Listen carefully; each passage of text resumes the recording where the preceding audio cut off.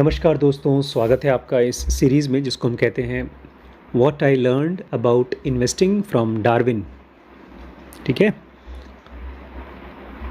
हम लोग पढ़ रहे हैं सबसे पहला lesson, how to avoid big losses.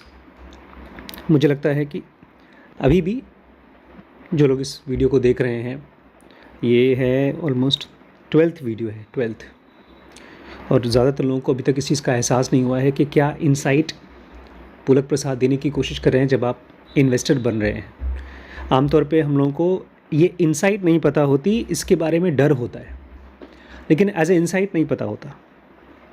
जैसे मान लीजिए मैं आपसे कहूँ कि ये एक बहुत महंगा पेन है, अगर ये पेन कहीं भी मिले आप लोगों को और 100 रुपये का मिले, इसको ख़रीद के रख लो। मेरे पास इसका एक ख़रीदार है जो इस पेन को 1000 रुपये में आपसे ख़रीद लेगा। आप पूछेंगे ये पेन मतलब कौन सा, फिर मैं आपको बताऊं जिसमें पीले रंग का ये ऊपर टॉप हो, ब्लैक कलर का बॉटम हो, उसकी कंपनी का नाम बता दूं, मॉन्टेक्स। हाँ, मॉन्टेक्स ही है। और फिर आप जा कर के आपकी दिमाग में, आँखों में ये रहे कि हाँ, 100 रुपये की पेन ख़रीदनी है, 1000 में बेचनी है। ऐसा बिजनेसमैन सोचते हैं। लेकिन मैंने 2 चीज़ें आपको पहले से सेट कर दी कि किस टाइप की पेन ख़रीदनी है और क्या रेट पे ख़रीदनी है। अगर इसी चीज़ को मैं ऐसे कहूँ कि यार अगर अच्छी पेन मिले ले लिया करो, इसको हम अच्छे रेट पर बेच लेंगे, तब आपको समझ में नहीं आएगा कौन सी पेन खरीदनी है। हो सकता है आप पार्कर की या शेफर की पेन खरीद लें। पता है कितने की आती है? पार्कर की पेन 1000 की आती है, शेफर की बहुत बार 5-5 हज़ार की पेन आती है, बहुत सी पेन 1-1 लाख रुपए की आती है। तो आप लेकर आ जाएं, फिर मुझसे बोलें कि आप इसको बेच दीजिए, मैं बोलूँ तो बिकेगी नहीं। बिजनेस में पहली बार मुझे ये बिज़नेस का पार्ट समझ में आया कि मिस्टेक तो करना है, मिस्टेक बिल्कुल करना है, लेकिन कौन सा मिस्टेक नहीं करना है? टाइप 1 बड़े बड़े मिस्टेक्स नहीं करना है। और ये भी समझ में आया कि मिस्टेक करना है। और मिस्टेक मतलब जब आप किसी कंपनी में इन्वेस्ट करते हैं तो अपनी मिस्टेक्स को, टाइप 1 मिस्टेक्स को कैसे डील करते हैं, कैसे बचाते हैं, उसमें से ढेर सारे ऑप्शंस हैं। सबसे पहला ऑप्शन क्या था, मैं चाहता हूँ हम लोग को याद हो जाए एग्ज़ाम में। सबसे पहला ऑप्शन क्या है? पहला है avoid criminal crooks and cheats. कि ऐसे को देखिए, अब इसमें भी पता नहीं हम लोगों को कि कोई कंपनी को जो चलाने वाला है वो क्रिमिनल है, क्रूक है या चीट है, नहीं पता हम लोगों को। और हम लोग को अगर ऐप्स को देख करके या स्टॉक मार्केट को देख करके ये गेस करने की कोशिश करें तो भी नहीं पता चलेगा। ये तो जब हम इसको कॉन्शियसली खोजेंगे तभी पता चलेगा। खैर, कम से कम आपको मालूम पड़ गया कि ये चीज़ हमको पहचानना है, खोजना है। दूसरा तरीका है अवॉइडिंग टर्न अराउंड। ये भी कोई कंपनी का स्टॉक अपने बगल में लिखता नहीं है कि हम टर्न अराउंड करने की कोशिश कर रहे हैं, प्लीज़ हमको ख़रीद लो। ये भी मीडिया में, न्यूज़ में आती है, तब पता चलेगा। हम लोग जब वेंचर कैपिटलिस्ट की सीरीज़ बनाएंगे तो आप देखेंगे उसमें किस तरह से टर्न अराउंड करने की कोशिश की बहुत सी कंपनीज़ ने। और हम अगर उसको पढ़ते तो हमको लगता कि यस, यहाँ लगाओ पैसा। जैसे पेपैल में लगाते हम, क्योंकि हमको लगता है टर्न अराउंड तो बड़ी चीज़ है, कमाल की चीज़ है और बहुत कमाएंगे। तो दूसरा तरीका उनका था टर्न अराउंड। बड़ी बड़ी कंपनीज़ जो टर्न अराउंड करती हैं उसका न्यूज़ अगर हमको नहीं मिलता है, और जो नहीं वो मिलेगा नहीं। अगर वेंचर कैपिटलिस्ट में हमने खोज लिया होता कि ये बड़ी कंपनी है, टर्न अराउंड होने वाली है, और हमने इस बुक को नहीं पढ़ा होता, तो हम पक्का उसमें इन्वेस्टमेंट करते और लॉस भी करते, क्योंकि बड़ी बड़ी कंपनीज़ भी लॉस करती हैं। कल हमने पढ़ा था, नहीं उसके पहले जो 2 बड़ी कंपनीज़ बताइए जिन्होंने मर्जर किया और वो पूरी तरह से ख़त्म हो गई। मैं चाहता हूँ याद रखिए आप। टेस्टिंग डेप्थ की तो बात ही नहीं करी। अभी आता हूँ बाद में, पहले अवॉइडिंग टर्न अराउंड का रिवीजन दे रहा हूँ मैं। कौन सी 2 कंपनीज़ थी जो उन्होंने टर्न अराउंड करना चाहिए, मर्जर नहीं हुआ था, टर्न अराउंड किया था। ये भी, एक तो उसने टर्न अराउंड करके सक्सेसफुली कर लिया, और एक जेसी पेनी थी जो टर्न अराउंड नहीं कर पाई। तो जब बड़ी बड़ी कंपनीज टर्न अराउंड नहीं कर पा रही हैं तो हम कौन होते हैं? इनफैक्ट इसी वाले में से मैंने इस किताब का नाम खोजा था, इसको कैसे टर्न अराउंड किया, इसको मुझे पढ़ना है। क्योंकि अगर मान लो कभी हमारी कंपनी में इतनी बड़ी क्राइसिस आ गई कि हमको टर्न अराउंड करना पड़ा, तो ये हमको सीखना होगा। उसके बाद थर्ड तरीके से वो बड़े बड़े मिस्टेक्स को अवॉइड करते हैं बाय डिटेस्टिंग डेट। ये भी अभी तक हमको आता नहीं है कंपनीज़ के बारे में ये चेक कर पाना कि उनके पास डेट है कि नहीं, उधारी है कि नहीं, लोन है कि नहीं, ये सीखना पड़ेगा। अभी फ़िलहाल चल रहा है इग्नोरिंग M&A जंकीज़। जंकीज़ उनको बोलते हैं जो ड्रग्स के एडिक्ट होते हैं। तो ये कह रहे हैं कि जो लोग भी मर्जर एक्विजिशन करते हैं बड़ी बड़ी कंपनीज़, वो पागल हैं, नशेड़ी हैं। वो बोर हो रहे हैं, एक बड़ा बिजनेस चला रहे हैं, बोर हो रहे हैं, बहुत पैसा है, बोर हो रहे हैं, कुछ न कुछ करना है, न्यूज़ में आना है, कुछ एक्साइटमेंट चाहिए, और उनको ये इल्यूजन हो रहा है कि अगर हम किसी तरह से किसी कंपनी को ख़रीद लेंगे या किसी बड़ी कंपनी के साथ जुड़ जाएंगे तो हमारी ग्रोथ हो जाएगी। ठीक यही चीज़ मैंने पढ़ा था स्ट्रैटेजी सीरीज़ में। उसने जाकर के एक बड़ी कंपनी को मर्जर से रोका, स्ट्रैटेजी सीरीज़ के ऑथर ने। क्यों करते हैं लोग मर्जर, क्यों करते हैं? क्योंकि बैंक वालों को पसंद है मर्जर, मीडिया वालों को पसंद है, बैंक वालों को पसंद है। उसमें बड़ी बड़ी मोटी सैलरी, मोटा पैसा मिलता है मर्जर कराते समय। आज मैं आपको बताने वाला हूँ, इसका टॉपिक का नाम है Bayer's and COVID. Bayer's and COVID. Bayer's बेचारे ने कौन सा कंपनी खरीदा था जिसकी वजह से डूब गए? 68 बिलियन डॉलर दिया था उसके लिए। 68 billion dollar they ended up paying. कौन सी कंपनी थी? मोनसैंटोज। ये weed killer causes cancer. Monsanto के ऊपर बहुत बड़ा केस हुआ था। हम लोगों ने एक फ़िल्म देखी है, मेरी फेवरेट फिल्म है वो, ऑल टाइम फेवरेट, मैट्रिक्स के बराबर की वो फिल्म है। उसमें ऐसी एक कंपनी का जिक्र है जो केमिकल्स बनाती थी और उस केमिकल से लोगों को कैंसर होता था, मरते थे, और उसके वकील ने, उसी कंपनी के वकील ने उसी कंपनी को ख़त्म कर दिया। हाँ, राइट। Michael Clayton. यही कहानी थी उसमें। ये किस तरह से केमिकल्स की कंपनी, दवाइयों की कंपनी अंधाधुंध ऐसी केमिकल्स रिलीज़ कर देती हैं पब्लिक में, मतलब पानी में, नेचर में, कि उससे बहुत से लोगों को कैंसर होता है। तो उनके ऊपर बहुत बड़ा लीगल सू हुआ और ये पैसा डूब गया इनका। आज हम पढ़ते हैं Bayer's and COVID. Operating income of Bayer's consumer health division declined from 1.2 billion in 2015 to 0.8 billion in 2019। 3 साल में तकरीबन आधा हो गया। 1.25 बिलियन से लेकर के 0.8 बिलियन इनका बेयर्स कंज्यूमर हेल्थ डिवीजन। ये बेयर्स कंज्यूमर हेल्थ डिवीजन क्या है? कंज्यूमर हेल्थ डिवीजन बताया था उन्होंने, इनका जो कंपनी था वो 4 अलग-अलग ब्रांड्स में बना। तो कंज्यूमर हेल्थ डिवीजन क्या होता है? कभी बेयर्स का आपने वो देखा है लोगो? बेयर्स कंपनी को जानते हैं, पहचानते हैं? मुझे पक्का है कि आपने ज़रूर कोई ना कोई इनकी दवाई देखी होगी। ये वो कंज्यूमर हेल्थ डिवीजन मतलब होता है, जैसे मैं पेंटॉप दवाई खा रहा हूँ तो मैंने जो सिप्ला से दवाई ली है वो कंज्यूमर हेल्थ डिवीजन से ली है, क्योंकि एक कस्टमर है जो कंज्यूम कर रहा है उस हेल्थ डिवीजन का सामान। मैं चाहता हूँ इसके लोगों को पहचानिए कि ये कंपनी थी जो मिस्टेक की थी बड़ी सी, bears.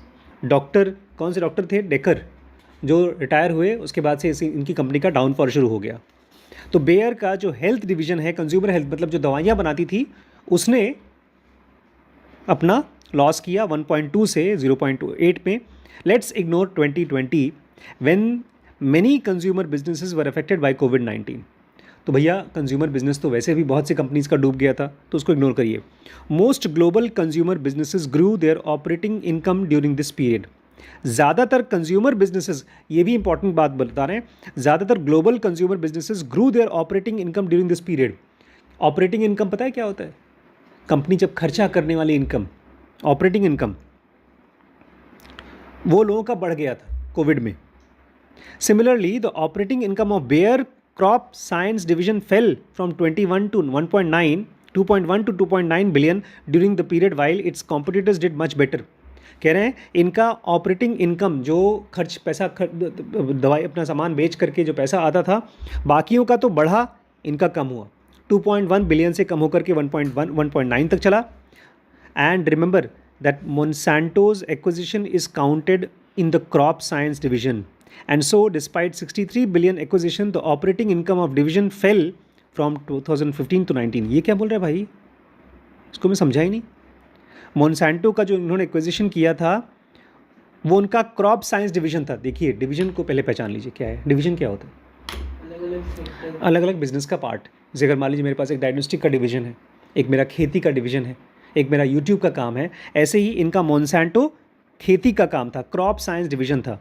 So despite 63 billion acquisition the operating income of the division fell 2015 to 19। इतना जब पैसा खर्च किया, $65 बिलियन खर्च करके एक नई दुल्हन लेकर आए हैं, तब भी उनकी कमाई घटी है। 2015 से लेकर के 19 तक घटी। क्या फ़ायदा इतनी महंगी चीज़ खरीदने का। फेसबुक ने तो सही किया था। फेसबुक में ज़्यादातर लोग, फेसबुक प्रॉपर ऐप में लोग धीमे धीमे कम जा रहे थे, वो लोग कहीं और जा रहे थे। फ़ोटो शेयर करना, मुझे भी याद है इंस्टाग्राम जब आया था तो मुझे लगा, उस समय फेसबुक का नहीं था इंस्टाग्राम आया तो मैंने अपना देखा इंस्टाग्राम। खैर मैं तो इंस्टाग्राम यूज़ नहीं करता था, लेकिन न्यूज़ जब मैंने देखा तो मैंने कहा यार ये क्या पागल आदमी है इंस्टाग्राम वाला, फेसबुक में सारे ऑप्शंस हैं लेकिन फिर भी इंस्टाग्राम में लोग जा रहे हैं। और फिर कुछ दिन बाद न्यूज़ आई, इंस्टाग्राम खरीद लिया गया। किसने खरीदा? फेसबुक ने। क्यों खरीदा? क्योंकि सचमुच में यंगर जनरेशन फेसबुक से हट हट के इंस्टाग्राम पे जा रही थी। तो वो तो सही एक्विजिशन था, लेकिन इनका एक्विजिशन कौन सी कंपनी को लिया था उन्होंने? कौन सी कंपनी खरीदी थी? दवाई वाली बेयर्स खरीदा था इन्होंने। बेयर्स ने तो खरीदा था। कौन सी कंपनी खरीदी थी? Monsanto. 2015 operating income of consumer health and crop science division added up a little more than half the consolidated operating income of Bayer. 2015 में दो पार्ट हो गया, एक तरफ कंज्यूमर हेल्थ जो बेयर का अपना काम था, और दूसरी तरफ क्रॉप साइंसेज जो उन्होंने लिया था। कौन सी कंपनी? मोनसैंटो। दोनों आधा कमाती थी, मतलब जो पूरी कमाई थी उसमें से आधा इन दोनों में से आता था। Thus, we can conservatively assume that at least a third of Bayer's value in 2015 derived from these two division. तो हम कह सकते हैं भैया इतनी कमाई, जब आधे से ज़्यादा कमाई एक बेयर की दवाई और बेयर का मोनसैंटो से आ रहा है, तो आधे से ज़्यादा इनका वैल्यू वहीं से आ रहा था। Since Bayer value was $140 billion, तो उस समय हमने जो सबसे ज़्यादा वैल्यू सुना है $140 बिलियन सुना है, we can assign the value of $45 billion to $50 billion to these divisions in 2015. बताता हूँ, which is total value of Bayer in 2021. कहने देखो बेयर के पास ढेर सारे बिजनेसेस थे। अच्छा, आज गूगल के पास कितने अलग टाइप के बिजनेसेस हैं? गूगल मीट नहीं, मैं बताता हूँ आपको। ये तो ऐप्स हैं। कमाई कहाँ कहाँ से? ये देखिए बड़ा सा जी बनाया है। जी में सबसे नीचे ब्लू कलर का बना हुआ है ads on Google owned by properties. Gmail जो मैप है, गूगल मैप और ईमेल, ये सब में ऐड चलता है। हम लोग जो न्यूज़ देखते हैं, चेक करते हैं सर्च इंजन में, उसमें ऐड आता है। गूगल मैप पे ऐड आता है, और हमारे जो ईमेल चेक करते हैं उसमें ऐप आता है। देख रहे हैं जी का कितना बड़ा बड़ा लाल बना है, दिख रहा है? अच्छा, दूसरा ये हरा वाला क्या है? Google ad manager. Ad posted by members in properties, ये भी ऐड है। देखिए ये भी है कि देखिए ना कि जितना कलर वो दे रखा है उतना ही उनकी कमाई। यूट्यूब से भी ऐड आ रहा है, पैसा आ रहा है। और यहाँ पर ज़रा सा नेस्ट, ये नेस्ट कौन सी कंपनी है? उस पे हमने पढ़ा गूगल था। नेस्ट मिनी, गूगल नेस्ट याद है कुछ? कौन सी? वो थर्मोस्टेट वाली कंपनी है। तो पूरा का पूरा 12% नेस्ट से आ रहा है। बाकी सारा पैसा कहाँ से आ रहा है गूगल में? ऐड ऐड ऐड ऐड, ये सब ऐड है। चाहे जीमेल पे ऐड चल रहा है, चाहे गूगल क्लाउड का ज़रा सा पैसा है, 5% क्लाउड से आ रहा है। गूगल का मेन पैसा कहाँ से आ रहा है? ऐड चला करके। ऐसे ही इनका बहुत जगहों से पैसा आ रहा है, लेकिन मेन पैसा कहाँ से आ रहा है? मोनसैंटो से और दवाई बेच करके। समझे वैभव? टोटल कंपनी का जो वैल्यू है $140 बिलियन है। ये कह रहे हैं 2015 में, ये 2015 की बात हो रही है ना। The operating income of consumer health and crop science added up little more than half consolidated. Half consolidated operating income क्या है? ये कौन सा पेज पढ़ रहे हैं आप? ये यही मेन पैराग्राफ का सेकंड लाइन है। अच्छा, नीचे देखिए, operating income of consumer health and crop science divisions added up to a little more than half the consolidated operating income of the Bayer. ये क्या है मतलब? ये बताइए सबसे पहले, ये क्या है? ऑपरेटिंग इनकम क्या है? ऑपरेटिंग इनकम मतलब money a company makes from its main business. ठीक है, ऑपरेटिंग इनकम मतलब मेन बिजनेस से पैसा आना। अब आप पूछ रहे हैं little more than half consolidated operating income, पूरा का पूरा इनकम का आधे से थोड़ा सा ज़्यादा। कंसोलिडेटेड मतलब आप सब जोड़ेंगे तो कितना आता है। ये कह रहे हैं एक तरफ बेयर का काम था कंज्यूमर हेल्थ का, दवाई बना के बेचना, दूसरा बेयर ने खरीदा कौन सी कंपनी, मोन्सैंटो। मोन्सैंटो और बेयर इन दोनों का पूरा पैसा मिला दो तो वो आधे से ज़्यादा यही दोनों में से आ रहा था। और भी काम देखो, पता है ये पूरा सेटअप दे रहे हैं अभी। इन दोनों में 2015 में डेकर के जाते ही इन्होंने खरीदा, मोन्सैंटो खरीदा। और आधे से ज़्यादा पैसा मोन्सैंटो तब कमा रही थी। नहीं, मोन्सैंटो भी और कंज्यूमर हेल्थ में भी बेयर का अपना काम था दवाई बेचना, और बेयर का जो क्रॉप्स का खेती का जो आपने देखा है बेयर का सामान, देखा वो बनाते हैं, फर्टिलाइज़र बनाते हैं, तो फर्टिलाइज़र से और दवाई से पैसे आते थे, इन्हीं दोनों से मेन पैसा आता था। अच्छा, ये बोल रहे हैं। हाँ, ये बातें पता है क्यों कह रहे हैं, क्योंकि और दवाई की इतनी बड़ी कंपनी थी तो और जगहों से पैसा कमा सकते थे। कोविड का टाइम था, वैक्सीन से, वो अभी बात आगे आने वाली। ये सब जो बातचीत इतनी देर से हो रही है वो यही बता रहे हैं what was the opportunity cost for the under performance of these two division. ये दो डिवीजन बहुत पैसा कमा रहे हैं, लेकिन अपॉर्चुनिटी कॉस्ट क्या हुआ, ये अपना पैसा और कहाँ लगा सकते थे, कहाँ कमा सकते थे। If the Bayer's value was $140 billion. उस समय बेयर को स्टॉक मार्केट में $140 बिलियन का बोला जाता था, उसमें से 45 से 50 बिलियन तो आप खाली इन्हीं दोनों का ही बोल दो, मोन्सैंटो और जो दवाई बेच रहे हैं लोग। What was the opportunity cost for, तो इतना कम, इतना ख़राब क्यों किया उन्होंने, क्योंकि उन्होंने कहीं और खर्च नहीं कर पाए। जैसे अभी आज वैभव श्रीश बोल रहा था मुझे कि बड़े पापा मैंने तो खाली होमवर्क किया, किसी पढ़ाई कर ही नहीं पाए। तो मैं इसको एक बड़ी सिंपल सी बात बोला था, हालांकि क्लीशे बात है, होमवर्क जब कर रहे हैं ये, उसी होमवर्क को ही ऐसे होमवर्क करें धीमे धीमे कि पढ़ाई भी हो जाए।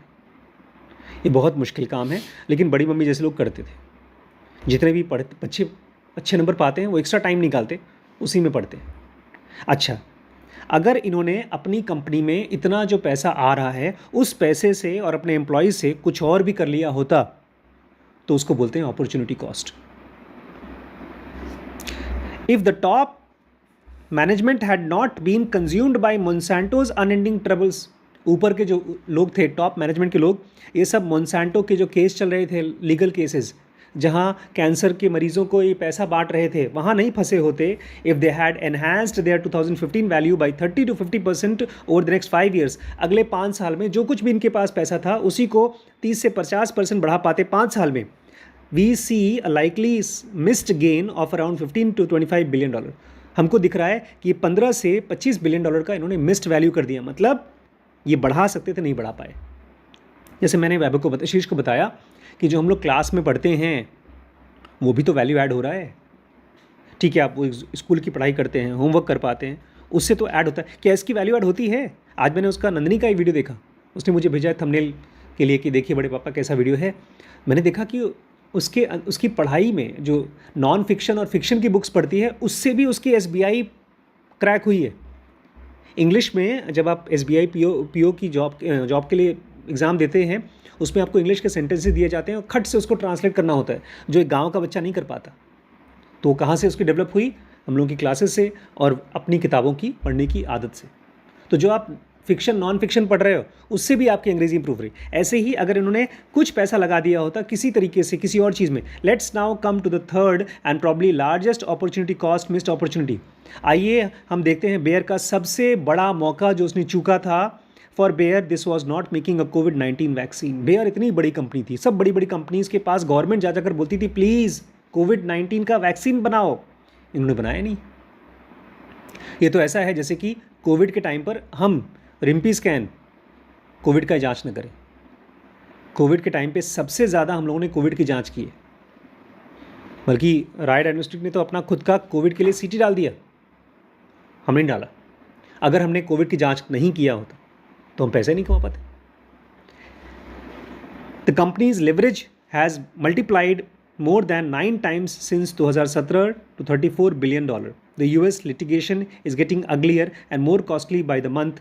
The return on capital is down less than 4% from the high teens as few years earlier, and the investors are as angry as hell with the stock's price falling to half its peak also few years earlier. मुझे ऐसा समझ में आ रहा है जैसे कि एक बच्चा है, उसका एग्ज़ाम आने वाला है और वो पढ़ नहीं रहा है,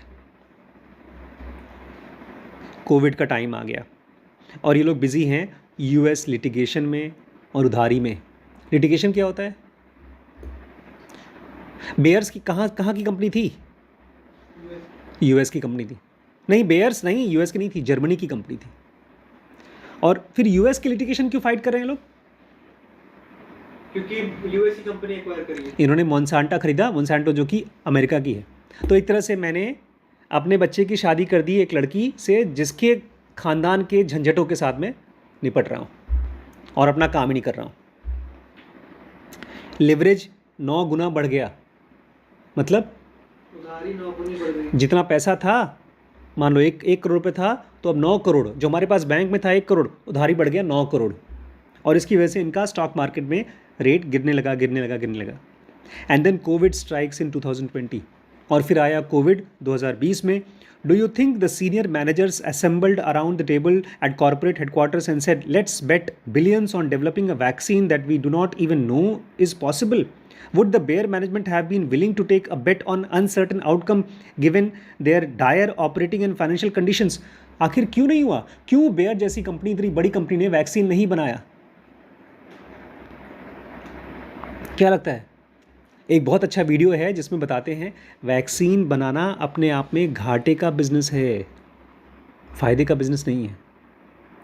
दवाई की कंपनियां ऐसी दवाइयां बनाना चाहती हैं, मरीज़ बीमार, इतने डट में थे, काहे इतना और खर्चा कर। वो बोल रहे थे कि अगर ये कोविड वैक्सीन बनाते, और कोविड का वैक्सीन ऐसा था, पक्का नहीं था कि वो काम भी करेगा कि नहीं करेगा, बिलियंस ऑफ डॉलर्स में खर्च होते। उसमें खर्च हो जाता और दवाई काम ही नहीं करती, बिकती नहीं बिकती, तो उन्होंने बोला हम नहीं बनाएंगे। Bayer management have been willing to take a bet on uncertain outcomes given their dire.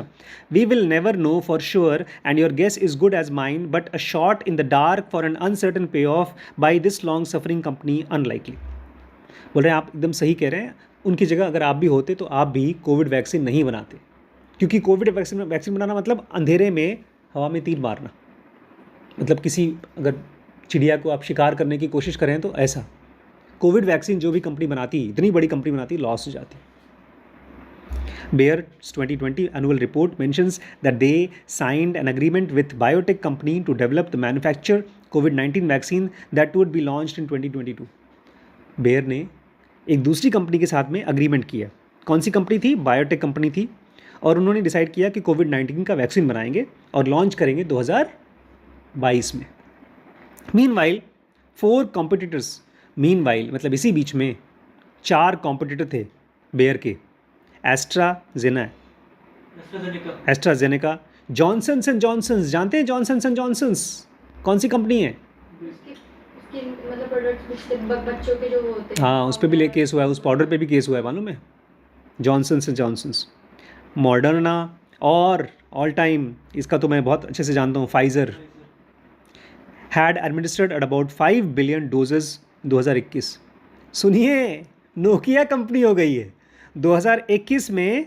ये चारों कॉम्पिटिटर्स लोगों को वैक्सीन दे रही हैं, और इनका वैक्सीन कब लॉन्च होने वाला है? 2022 में।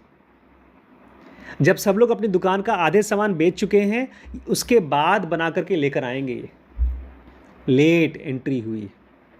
COVID-19 vaccine contributes to almost all Moderna's revenues and profits, so Moderna is good candidate to use to assess the national loss for Bayer. सबसे ज़्यादा जो पैसा कमाया है कोविड वैक्सीन में दुनिया में, वो थी मॉडर्ना। तो मॉडर्ना जितना कमाई, बेयर ने उतना लॉस किया। क्योंकि देखे भैया, अगर मार्केट में 100 मरीज़ हैं और उसमें से आधे किसी ने देख लिए, आधे मेरे पास बचे। हमारे यहाँ होता था शुरू में 3 स्कैन सेंटर थे लखीमपुर में, चंदन और संजय तोमर और आशा। By the way, Asha ji के जो डॉक्टर हैं, डॉक्टर रवि श्रीवास्तव, वो उस समय वेंटिलेटर पे हैं, बहुत सीरियस हैं। यही 3 थे। किसी भी एक डॉक्टर ने छुट्टी ले ली तो हमारे अचानक से भीड़ बढ़ जाती थी। अब ऐसा नहीं होता। अब इतने ज़्यादा सेंटर्स हो चुके हैं कि कोई छुट्टी ले तो भी बहुत फ़र्क नहीं पड़ता। कह रहे हैं मॉडर्ना ने जितना पैसा कमाया उतना कोविड ने उतना इनके बेयर ने लॉस हुआ। 2019 पैंडेमिक से पहले 2021 तक Moderna added 120 billion to market value. COVID की वजह से मॉडर्ना की कीमत बढ़ गई 120 billion dollar. If we assume that the probability of Bayer's success would have been 50 to 75%, after all, it was one of the global leaders. Bayer had foregone 50 to 75 billion value creation owing to its inability, or was it the unwillingness to develop vaccine? Bayers ने vaccine बनाई no doubt, लेकिन late बनाई, बहुत late बनाई। ये तो ऐसी इतनी बड़ी कंपनी थी कि अगर ये लोग बनाते तो आधे से ज़्यादा ये लोग पैसा कमा सकते थे। वो गया। If you add up these numbers the opportunity cost, मैं चाहता हूँ इसमें आप लोग समझिए अपॉर्चुनिटी कॉस्ट क्या होता है। अभी पता है क्या होता है, आप लोग नहीं देखते इस चीज़ को क्योंकि आपके दिमाग में है भी नहीं। मैंने यही चीज़ देखा था कि जब मैंने जॉब छोड़ दी, वहाँ पढ़ाई छोड़ दी थी, अपॉर्चुनिटी कॉस्ट। जब मैं MBA करने गया था बड़ी मम्मी के साथ में, तो वहाँ 11 लाख रुपए तो खर्च होते फीस का, प्लस 1-2 लाख रुपए और खर्च होते साल भर का रहना खाना। कितना हो गया? 12 लाख रुपए, जिसमें से मैंने 1 लाख रुपए फ़ीस दे दिया था। उसके बाद मुझे समझ में आया कि बॉस अगर मैं वापस नौकरी करने चला जाता हूँ तो मुझे 1.5 लाख रुपए महीना तनख्वाह मिलेगी, जो मिल रही थी उस समय। मुझे कॉल भी आई थी चंदन से, मम्मी को भी आई थी। फिर 1.5 लाख रुपए महीना मतलब साल का कितना हुआ? 18 लाख रुपए। तो 18 लाख रुपए ये प्लस 12 लाख रुपए वो, मेरी पढ़ाई कितने की हो जाएगी? 30 लाख रुपए की। मैंने दिमाग में बोला 30 लाख रुपए, तो चंदन की नौकरी मेरी अगर नहीं करता तो वो मेरा अपॉर्चुनिटी कॉस्ट होता। मैंने छोड़ दिया। इस समय आप फिल्मों की पढ़ाई कर रहे हैं, अगर आप कोई ऐसी चीज़ करते जिसमें आप कमा सकते तो वो अपॉर्चुनिटी कॉस्ट। मतलब अगर मैं पैसा देख रहा हूँ पे लग गई, स्टेक पे लग गई वो। स्टेक पे लगी नहीं। देखो पता है अपॉर्चुनिटी कॉस्ट को पहचानना बहुत मुश्किल काम है। आपने BCA की, आपने BBA किया है, आपने BCA किया है, आप रोज़ वहाँ सेंटर पे जाकर काम करें। आप तो कर रहे हैं यहाँ पर काम। अगर आप सेंटर पे जाके काम करें तो आप कमा सकते हैं। जो आप लूज़ कर रहे हैं, जो आपके पास है, वो अपॉर्चुनिटी कॉस्ट है। वो एक तरीके से वो आपकी स्टेक पे लगी हुई है। हाँ, आपको दिख भी नहीं रहा है कि वो अपॉर्चुनिटी आपके पास है। जो अपॉर्चुनिटी है उसको जब आप नहीं लेते, वो अपॉर्चुनिटी कॉस्ट है। इसको ऐसे समझो, एक कमरे में AC चल रहा है। आज सुबह यही हुआ ना, हम लोग बैठे थे टेबल पे, मम्मी ने बोला तुमने AC तो चला ही रखा है, चेक करने के लिए AC चल रहा था। बोलती हम यहाँ क्यों बैठे हैं, जाएँ वहाँ बैठे, AC चेक करने के लिए AC चालू किया है। तो AC चल रहा है तो जाके बैठो उस। अपॉर्चुनिटी कॉस्ट बड़ी बड़ी कंपनीज को दिखता ही नहीं। अपॉर्चुनिटी कॉस्ट मतलब उनको लगता है यार जो काम कर रहे हैं इतना इंपॉर्टेंट कर रहे हैं, तो जो मौका चूक गया तो ध्यान नहीं जाता। वैक्सीन का इन्होंने बनाना शुरू किया। अपॉर्चुनिटी कॉस्ट मतलब ये होगा, मैंने गलत चीज़ चुनी, तब कहा जाएगा ना अपॉर्चुनिटी कॉस्ट। अगर मैंने कॉलेज के बजाय जॉब ले ली, ठीक है, तो ये मैंने नहीं, अगर मैंने जैसे मुझे कॉलेज और जॉब का ऑप्शन है, मैंने कॉलेज ले लिया, तो ये मैंने अपना अपॉर्चुनिटी कॉस्ट मैंने मिस कर दिया, क्योंकि मुझे जॉब मिल जाती है, पैसे कमा लेता। बिल्कुल सही बात है। तो मतलब मैंने वो चीज़ मिस करी है ना। बिल्कुल, अपॉर्चुनिटी कॉस्ट मतलब मिस करी। हमने 1 साल तक के लिए वहाँ पर बैंगलोर में लिया घर। किस लिए लिया था? ताकि हमारे बच्चे जाकर वहाँ पढ़ाई कर सके। नहीं किया, चूक गए, तो हमारे लिए अपॉर्चुनिटी कॉस्ट। ऐसे अलग अलग जगहों पर मौके होते हैं जिसको हम चूक जाते हैं। हमारे पास खेत है, मैंने ऑलमोस्ट कितने साल, 3 साल तक कुछ ध्यान नहीं दिया खेत पर। अगर अब जा कर के हम अनुज को भेज रहे हैं तो अपॉर्चुनिटी कॉस्ट को हम पकड़ने की कोशिश कर रहे हैं, अपॉर्चुनिटी को पकड़ने की कोशिश कर रहे हैं। अपॉर्चुनिटी कॉस्ट इसलिए बोला है क्योंकि उतना पैसा तुमने खो दिया जो तुम कमा सकते थे। अभी भी हमारे पास देखो अच्छा है, नहीं हमने अपॉर्चुनिटी कॉस्ट मिस नहीं किया। शास्त्री नगर में एक है हमारा ये प्लॉट अनुज, ये वाला, जिसमें हम एक भी पेड़ नहीं लगाए हैं, कुछ नहीं किए हैं। कौन सा वाला? मंडी के पीछे बंधन बैंक के पास वाला। उसको खरीदे हो गए हैं, कोविड के टाइम पर खरीदा था मैंने, जस्ट कोविड के पीछे। मंडी के पीछे तो OP शास्त्री से लिया था, 7,000 स्क्वायर फीट है। उसमें तो हमने पेड़ लगाया था, पेड़ बेचा भी। इसमें हमने एक भी पेड़ नहीं लगाया है। तो ये ज़मीन हमको अगर पेड़ लगा दें तो पैसा दे सकती है। रखा हुआ है, कुछ करना ही नहीं है, खाली पेड़ लगाना है, ताला लगाना है, छोड़ देना है, वो पेड़ अपने आप देगा। तुम्हारा लॉस हो रहा है, ये opportunity loss cost. How do we know this is not massive over statement? Bayer could have been valued at 140 to 150 billion dollar. अगर बेयर ने बनाया होता वैक्सीन तो उसकी कीमत इतनी गिरी नहीं होती, 140 से 150 अरब डॉलर की होती. हमको पैसे कैसे पता कि हम ये ज़्यादा नहीं बोल रहे हैं? If anything this opportunity cost calculation is a significant understatement because it assumes almost no additional value creation 2015 while every other major pharmaceutical consumer and agrochemical businesses had added significant value in 2015. कह रहे हैं भैया हम बड़ी बड़ी बातें नहीं कर रहे हैं, जितनी भी कंपनियां थी दवाइयों की उन सब की वैल्यू बढ़ी है, खाली बेयर की ही घटी है. ये ऐसा है समझो कि आप सबने बहुत बहुत अच्छी बात है, तुम सबने एग्ज़ाम दे दिया कोविड के टाइम पे, एग्ज़ाम दे दिया कोविड के टाइम पे तो क्या हुआ? पास हो गए. तुम डर के मारे नहीं दिया होता तो नहीं दिया इन्होंने, कोविड का वैक्सीन नहीं बनाया, ख़त्म. I don't know anything about Bayer management but presumably they are world class given to their outside success before 2016. Author कह रहे हैं मुझे पता नहीं है कि उनका मैनेजमेंट कैसा था, लेकिन मैं तो ये मान के चलता हूँ 2016 से पहले जो इतनी बड़ी कंपनी थी तो मैनेजमेंट भी अच्छा ही होगा. But if that's the case how did they get lulled into making such acquisition? बोलते अगर इतना अच्छा मैनेजमेंट था तो इनको कैसे लोगों ने बेवकूफ़ बनाने, लल्ड मतलब बेवकूफ़ बना करके, ललचा करके एक्विजिशन करवा दिया, एक कंपनी खरीदवा दी जिसमें फंस गए. क्यों हुआ? Because like most acquirer across the world they genuinely believed that this time it is different. ये ये बहुत फेमस सेंटेंस है. आप भी हमारे पास आएंगे कुछ महीने बाद या कुछ साल बाद और आप बोलेंगे बड़े पापा this time it is different, पहले ऐसा गलती हुआ था, इस बार नहीं होगा. This time it is different मतलब पहले हुआ है, मुझसे ऐसी सिचुएशन में पहले भी गलती हुई है लेकिन इस बार नहीं होगी. जब प्यार किसी से होता है, दिल से दिल लग जाता है, तो कौन पीछे मुड़ के देखता है यार? ऑथर खुद ही बोल रहे हैं कि शुरू में मैंने $50 मिलियन लगाया था एक कंपनी में, पूरा ख़त्म हो गया. दिस टाइम बोल रहे हैं ये लोग जेन्युइनली मानते थे कि ये $63 बिलियन का जो हम कंपनी ले रहे हैं उससे हमारी बहुत कीमत बढ़ जाएगी. ये जो आपका कंपनी है बायजूस, इसको फंडिंग पता है किसने की थी सबसे ज़्यादा? आकाश को तो उसने खरीदा था.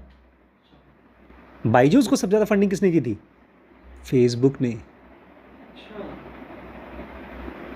फेसबुक बहुत सी कंपनी खरीदता है जिनकी न्यूज़ आती है, व्हाट्सएप, इंस्टाग्राम, वो तो हम लोग बोलते हैं अरे कमाल का किया, लेकिन जितनी ढेर सारी कंपनीज फेल होती हैं उसके बारे में हम जानते भी नहीं. एक कंपनी खरीदी थी ऐसे चश्मा बनाने वाली जो आँख के ऊपर चिपकती थी, तो गूगल की कंपनी थी. फेसबुक की सबसे पहले कंपनी थी. मेटा भी नहीं, मेटा तो एआई की कंपनी, मेटा तो फेसबुक का नाम है. एक काम करिए, फेसबुक का एक्विजिशन देखिए, फेसबुक Oculus की बात करें, ऑक्यूलस. Oculus तो चल रही है अभी भी. कितना पैसा आ रहा है ऑक्यूलस चल रही है तो, कितना कमा रहा है?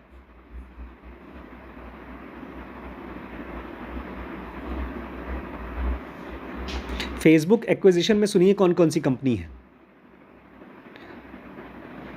Instagram, Oculus, neural interface, edtech, mobile web analytics, Atlas adventure, पता नहीं कौन कौन सी कंपनी है, face recognition technology, mobile advertising, group messaging एक लिया है भैया, जब व्हाट्सएप लिया तो बेगुला क्यों लिया, cloud gaming, play giga, hot potato, map की गूगल मैप की तरह है, सिमेंटिक सर्च.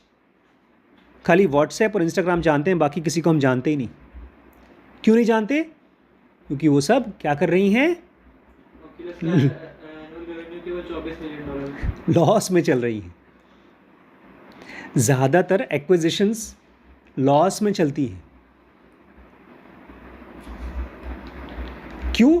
क्योंकि जो लोग भी जब उसको खरीदते हैं, हम लोग गए थे भैया, 2 लाख रुपए खर्च किया था, वो खरीदा था कैमरा, 2 कैमरा खरीदा था, और वो हाथ से पकड़ के जिसमें गिम्बल खरीदा था, 2 माइक खरीदा था हमने बहुत बढ़िया, दूर वाला कॉर्डलेस माइक खरीदा था. इस कमरे की सफाई करो तो कम से कम 3 लाख रुपए का सामान निकल आएगा. क्योंकि जेन्युइनली मुझे लगता था ये सब पैसा अगर मैं खर्च कर दूंगा तो मेरे चैनल को बहुत फ़ायदा हो जाएगा. लेकिन 3 लाख का ये सब 2 लाख का ये सब नहीं था. ढेर सारी छोटी छोटी चीजें. हाँ, लेकिन हमने कभी सोचा, 30,000 का था, बिल्कुल, गोप्रो 30,000 का था, गिम्बल 10 गिम्बल 10,000 का था, हमने 2 लाख का तो सामान खरीदा था। और क्यों खरीदा था? बिकॉज हम लोग को जेन्युइनली, मैं आपकी बुराई कर रहा हूँ, मैं अपनी बुराई कर रहा हूँ, मुझे जेन्युइनली लगता था अगर इतना पैसा मैंने खर्च कर दिया अपने चैनल पे, इन सब चीज़ों पे, तो मेरा चैनल बढ़ जाएगा, लेकिन नहीं बढ़ा। आज ये कैनन का मैं कैमरा यूज़ करता हूँ, ये मैंने वहाँ से खरीदा भी नहीं था, ये तो मैंने कहीं और से खरीदा था। इसके बाद मैंने कैमरा खरीदा कौन सा? LG लूमेक्स, वो खाली बैकअप में है। पॉइंट ये है, मुझे जेन्युइनली लगता था this time it is different. अगर मैंने कैमरा वैमरा लगा दिया, गोप्रो ले लिया, तो मेरा ब्लॉग बन जाएगा। बस करना ही तो है, ऐसे गोप्रो लेकर वीडियो बनाना है और ब्लॉग बनेगा, फेरारी आ जाएगी हमारी। नहीं, फेरारी नहीं सोची थी मैंने, क्योंकि मेरे मन में आया था this time it is different. बस managers, especially high performing ones and their advisors have a sense of invincibility and arrogance when evaluating a target. हमारे सुधीर भाई को है। मैनेजर और उनके साथ जो उनके हाई परफॉर्मिंग वंस, और ख़ास तौर से हाई परफॉर्मिंग मतलब कोई मैनेजर जो बहुत अच्छा काम कर रहा है, उनको लगता है, और उनके एडवाइज़र्स, ये सुधीर उनको पूछ रहे थे, शोभित को, बताओ भाई, लोगों को हो जाता है अ सेंस ऑफ इनविंसिबिलिटी। हाँ, अगर हम 50 लाख का एक बोलते हैं सेंटर जब खोलना ही है, बड़ा खोलना है, तो खोलिए वहाँ पर 50 लाख का खोलिए अच्छे से। पैसा बोला नहीं, लेकिन इनको नहीं पता, इनको पता होगा कि एक अच्छा सेंटर खोलने के लिए 50 लाख रुपए तो कम से कम खर्च होगा ही। हम लोग सोच के चल रहे हैं कि कम से कम पैसे में एक सेंटर खुल जाए, क्योंकि इन लोगों को लगता है इनविंसिबिलिटी। और यार, जब ट्रिम्पी स्कैन चल रहा है तो वो भी चलेगा ही, और उनको आ जाता है एरोगेंस जब भी किसी टारगेट को इवैल्यूएट करते हैं। They firmly believe that they will buck the trend the corporate world has witnessed for a century. 100 साल से ये कॉर्पोरेट में ट्रेंड है। कौन सा ट्रेंड? एक्विजिशंस फेल होते हैं, लेकिन मैनेजर्स को लगता है they will buck the trend, मतलब इस बार डिफरेंट है, हम कर लेंगे। ट्रेंड जो आ रहा है उसको हम मिस कर देंगे। हमको नहीं ये ट्रेंड परेशान करेगा, हम खड़े रहेंगे और हमको गोलियां नहीं लगेगी। सब मर रहे हैं गोली से, लेकिन हम नहीं मरेंगे। This time it is different. This time it is different. Most of them don't realize their folly until it is too late. और इसमें से ज़्यादातर लोग अपनी गलती तब तक नहीं पहचान पाते जब तक देर नहीं हो जाती। If a business is a serial acquirer, we stay away. Author कह रहे हैं, अगर भैया ऐसा कोई बिजनेस आता है जिसमें वो एक के बाद एक कंपनीज खरीदे जा रहे हैं, हम उनसे दूर रहते हैं। We know we can't price the risk, क्योंकि हमको पता है ये कितना बड़ा रिस्क है, हम उसको नहीं लगा सकते, प्राइस नहीं कर सकते रिस्क को। We have been evaluating Bayer as a new investment in 2016। बोलते हैं हम 2016 में सोच रहे थे बेयर में पैसा लगा दें। We would have passed until we convinced the management would not repeat its mistake. We would have passed until we convinced that management would not repeat the same mistake. Huh? एक minute, We would have passed until we were convinced that management would not repeat its same mistake. हमने उसको पास भी कर दिया होता, मतलब उसमें पैसा लगा भी दिया होता, अगर मैनेजमेंट में हमको कन्विंस कर दिया होता, हम नहीं खरीदेंगे मोनसांटो को। Some of our portfolio companies do occasionally make acquisitions. ऐसा नहीं है कि हमारी कोई भी कंपनी, बड़ी बड़ी कंपनीज पर पैसा लगाया है तो कोई कंपनी खरीदती नहीं है, ऐसा नहीं है। ये कह रहे हैं कि अगर हम बेयर को इवैल्यूएट कर रहे होते, जब जैसे, हाँ, तो उसको हम पास भी कर देते। हाँ, अगर हमको बेयर वालों ने कहा था अरे चिंता मत करिए हम नहीं खरीदेंगे, अगर वो हमको बता देते कि अब नहीं खरीदेंगे तो हम उसको पैसा लगा देते, लेकिन नहीं लगाया, क्योंकि हमारा ये फिल्टर आउट हमने ये बहुत बड़ी इंसाइट है यार इन लोगों की। मान लीजिए हमारे सामने कोई ऐसी मुझे याद है, संजू भैया डॉक्टर थे, उन्होंने भाभी से शादी की थी केवल इसलिए क्योंकि भाभी टीवी सीरियल में एक्ट्रेस थी, उसी वजह से, और वो फिर बाद में तलाक हो गया, बहुत बड़ा केस चला।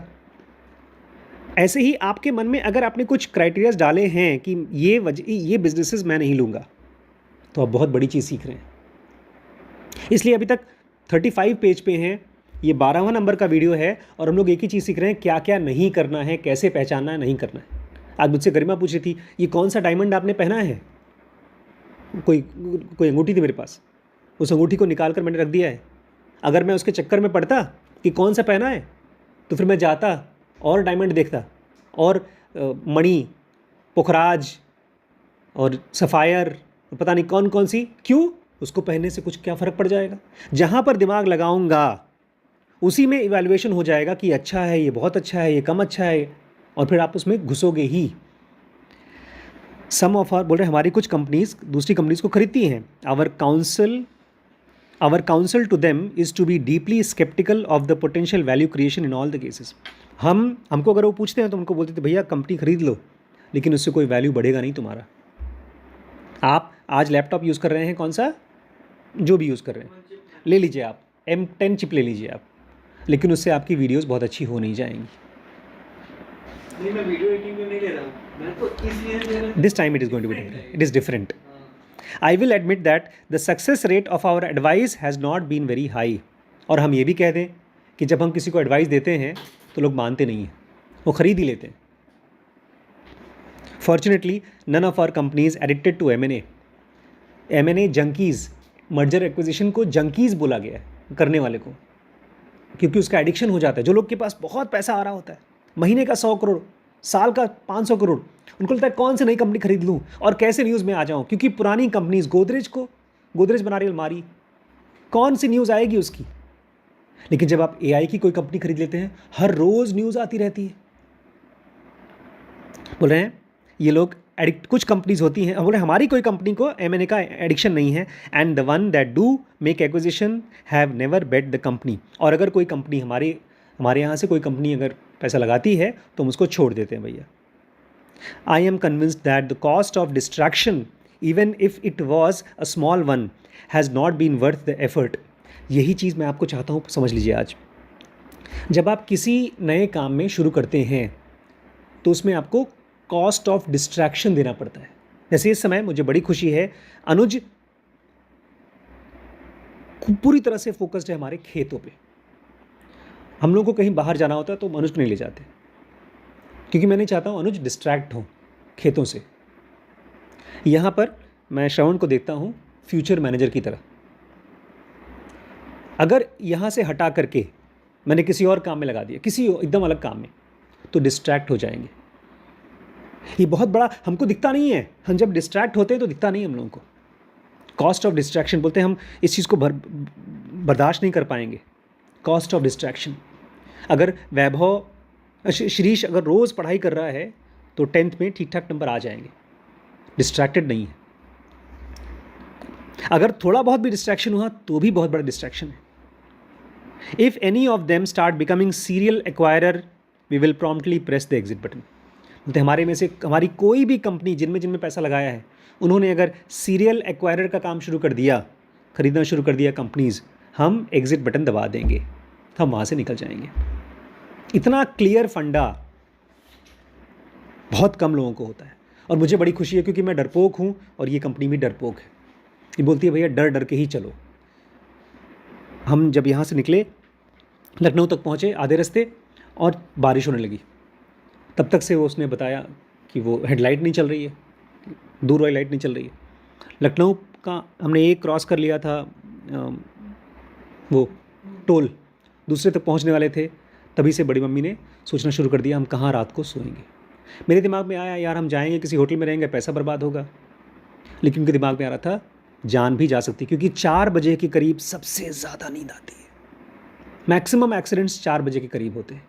और कल मुझे पहली बार पता चला पुतुल के पापा का एक बहुत सीरियस एक्सीडेंट हुआ था, जिसमें ड्राइवर को नींद आ गई।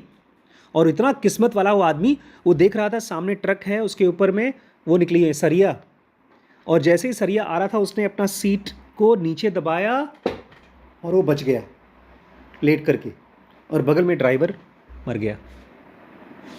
मुझे पता नहीं था ड्राइवर को सरिया घुस गया था। ये मुझे पहली बार पता चला। वो बोल रही थी मम्मी कि कितना उस समय कितना तेज़ दिमाग काम किया होगा कि मैं अपनी सीट को नीचे कर दूं। एक आध सरिया नीचे भी लग सकता था, मर भी सकता था, वो बच गया। इसलिए हमने रात को, भैया बारिश हो रही है, लाइट ठीक से दिख नहीं रहा है, बंद कर दो। रात को हमने 2000 रुपये खर्च करके एक होटल में सोए, फिर सुबह उठ करके गए। हम एक्सीडेंट से डरते हैं। पुलक प्रसाद बड़ी बड़ी कंपनीज जो एक्विजिशन करती हैं उनसे डरती है। बहुत से लोग नहीं डरते। फेसबुक जंकी है, फेसबुक जंकी है। किस चीज़ की?